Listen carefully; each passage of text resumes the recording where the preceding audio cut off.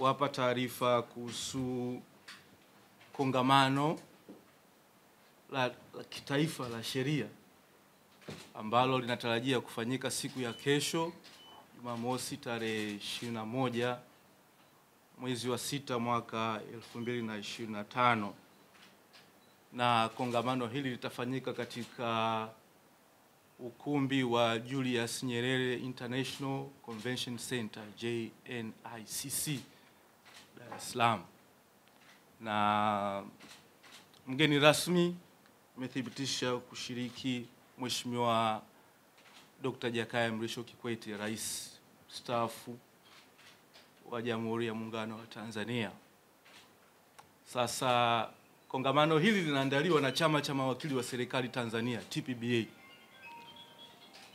na kwa faida yetu sote, kwa sababu wengine pengine hamfahamu hiki chama, Chama cha Mawakili wa Serikali Tanzania TPBA ni chama ambacho kimeanzishwa chini ya sheria. Kuna sheria inaitwa Sheria ya Utekelezaji wa Majukumu ya Ofisi ya Mwanasheria Mkuu wa Serikali, sura ya 268.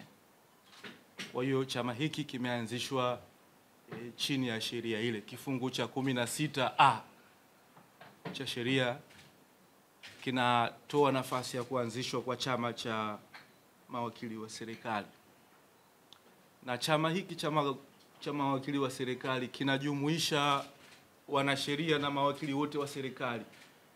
Naposema mawakili wa serikali, maana yake ni kwamba ni wanasheria wale wote ambao wako katika utumishi wa umma. Tunazungumzia wizara, tunazungumzia wakala za serikali, tunazungumzia taasisi mbalimbali za serikali, tunazungumzia mashirika mbalimbali ya umma. Kwa hiyo tuna jeshi kubwa la mawakili wa serikali, takriban 1500 hivi. Kwa hiyo chama hiki kinajumuisha mawakili hao ambao wanafanya kazi katika utumishi wa umma. Sasa yapo malengo ya kuanzishwa kwa chama hicho.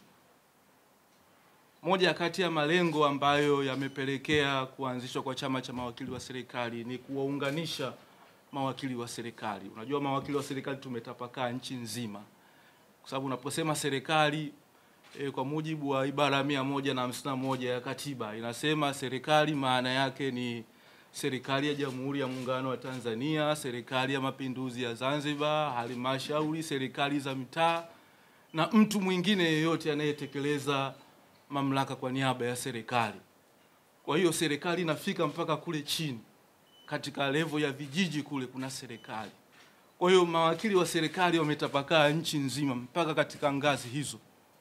Kwa hiyo lengo la kuanzishwa kwa chama hiki ni kuwaunganisha hawa mawakili wa serikali ambao wanatoka katika maeneo mbalimbali, wanatoka katika taasisi mbalimbali, kuwaleta pamoja ili kuweza kujadili masuala mbalimbali yanayohusu.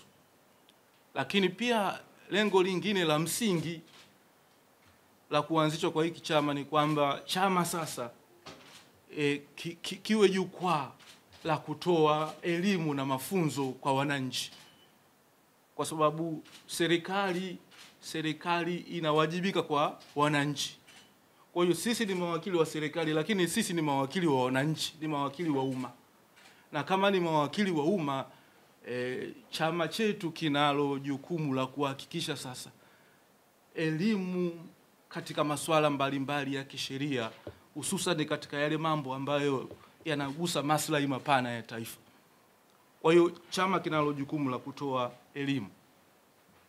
Sasa katika kutekeleza jukumu hili la kutoa elimu kwa wananchi, kutoa elimu kwa umma, na kwa kuzingatia sasa tunaelekea katika uchaguzi mkuu, chama kimeona kwamba ni busara tukaandaa kongamano hili ambalo lengo lake kubwa litakuwa ni kutoa elimu kwa wananchi, kwa Watanzania kuhusu mambo mbalimbali yanayohusu uchaguzi mkuu. Lakini ili kuwa mwanafamilia bora wa Global TV, usisahau kusubscribe, like, kushare na kucomment.